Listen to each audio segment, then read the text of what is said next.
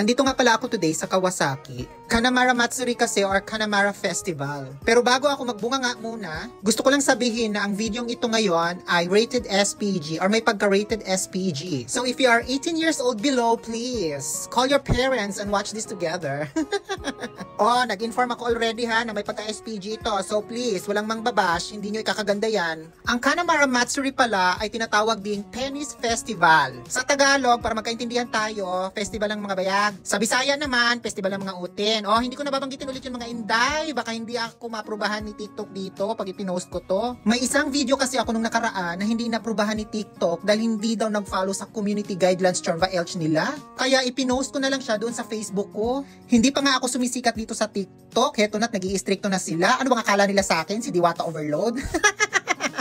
Ang tagal-tagal ko na nga pala dito sa Japan, mga inday. Pero ngayon lang talaga ako and first time ko talagang pumunta sa festival ng mga knots! Tawagin na nga lang nating knots. Knots ang tawag naming mga kabaklaan dyan. Gusto ko sana minsan magilangwa, kaya lang baka hindi naman tayo magkaintindihan. Mga 10:30 na nga pala ako nakarating dito, Diyos ko Lord. Yung pila talaga, day. Diyos ko, kasing taas yata ng San Juanico Bridge.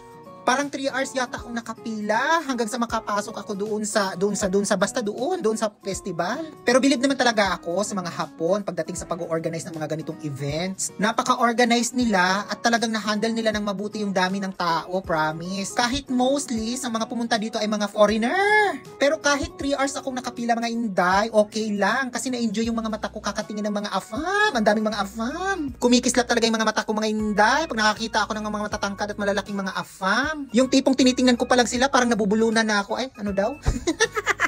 Mabuti na lang talaga, maganda ang weather today. Talagang ni-request ko tong day na to. Talagang nag-request ako ng day off para sa araw na ito. Ang Kanamara Festival pala, or Festival ng mga Knots, ay nangyayari every first Sunday of April. Every year yan, mga inday. Located nga pala ito, malapit sa Kawasaki Daishi Station. Sa mga nagpaplano, magbakasyon dito sa Japan, kahit may mga utang pa talaga kayo dyan sa Pilipinas, isali nyo ito sa bucket list ninyo dito sa Japan. Naging sikat na tourist attraction na rin pala itong Kanamara Festival. Diyos ko, ito na naman ako nabubulol. Nakakita talaga ako ng iba't ibang lahi dito, mga inday. At ang lakas-lakas ng gaydar ko dito, mga inday. Ang daming mga taga-LGBT community na talagang gumala dito, mga inday. Sad to say, kahit gaano pa karaming afam ang nakita ko, hindi talaga ako nakauwi na kahit isa. Pangit ba ako? Hindi ba ako kaibig-ibig? Then why? Anong movie nga ba yun? Nakita ko itong si Koya, parang masarap kainin ng ilong niya. Itong mga taong dumadaan ngayon, ito yung mga nanggaling na doon sa loob. Bet ko itong nakakulot, ang gwapo. Nang dahil sa mga lalaking ito, nakakalimutan ko ng init pala ng weather today. Mabuti na lang talaga at ang ganda-ganda ng weather today. Dahil kung umuulan or kahit umaambon, hindi talaga ako tutuloy. Ay, bahala na yan. Pero finally, natuloy na talaga ang matagal kong plano na makita itong Kanamara Festival. Pero babalik pa rin ako next year dahil hindi ko nakita yung parade. Yun daw yung parang ginagala si Knots. Marami din palang mga Filipinong nagpunta dito. Siyempre, malalaman kung nagtatagalog eh. So kaya daw nagkaroon nitong Kanamara Festival para daw sa easy childbirth. Alam nyo naman na bumababa ang population ng Japan. Tapos, marital harmony daw and protection from sexually transmitted infection. Yun daw ang purpose ng festival na ito. Nagsimula daw ito noong 1969. Hindi naman halatang nag-research ako ano. Tapos, kinalaunan daw, naging tourist attraction na rin daw siya para mag-raise daw ng money for HIV awareness, HIV research or whatever. Pero parang naalala ko, parang may ganito din ng South Korea. Hindi ko nga lang nakalimutan ko nga lang kung ang tawag doon sa kanila. So, ang Kanamara Festival ay nangyayari siya tuwing spring. Ayan, at namumulaklak na ang cherry blossoms. So, malapit na nga pala ako makapasok niyan, mga inday. Naghihintay na lang talaga ako ng turn namin. Yung mga gwardya kasi, hindi ka papapasukin pag nakikita nila marami pang tao sa loob.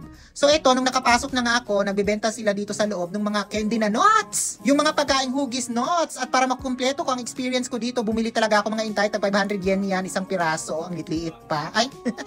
So dito sa loob, hindi lang mga pagkain na hugis Knots ang binibenta nila. Meron din sila ditong mga parang souvenir items, may mga yung kahoy na hugis Knots, mga ganon, mga printed Knots. Ito, kandila, ito mga inday, iba't ibang kulay na hugis Knots. Meron din palang yung kipay.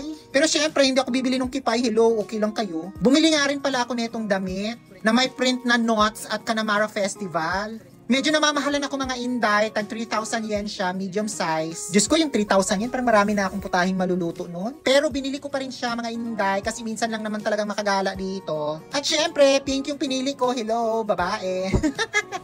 So, ayan yung mga damit, yung mga display nila at yung mga designs. So, kung ikaw, bakasyonista ka lang dito, ay, ang sarap ni Kuya. So, kung ikaw, bakasyonista ka lang dito sa Japan, ay, gwapo talaga, ay, sarap, makubad. So, kung hindi ko natuloy maituloy. Kung bakasyonista ka dito sa Japan, bumili ka ng damit, I strongly suggest. So, ang kagandahan dito kasi, meron silang itong comfort room ito. Nasa toilet ako nito, dahil parang portable lang yata ito. Syempre, susuotin ko na yung, ayan, o, diba? Kanamara Festival. Syempre, hindi ko pinakitang nagubad ako, ano kayo, sinuswerte.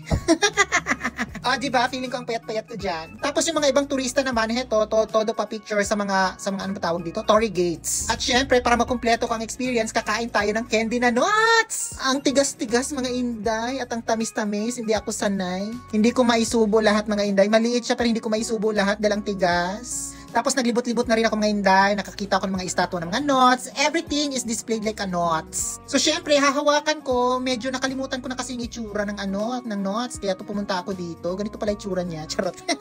So sinubukan kong videohan yung buong area mga Inday. So ayan lang yun, di ba? Napaka-organized, hindi ganun kagulo. Hindi masyadong siksikan sa loob kasi kontrolado ng mga gwardiya. So ito pala yung mga, ayoko na magsalita. Ang daming nagpa-picture dyan. Nahiya naman ako, kaya yan, binidyohan ko na lang yung buong nuts. Yun lang, sana nag-enjoy kayo. Bye!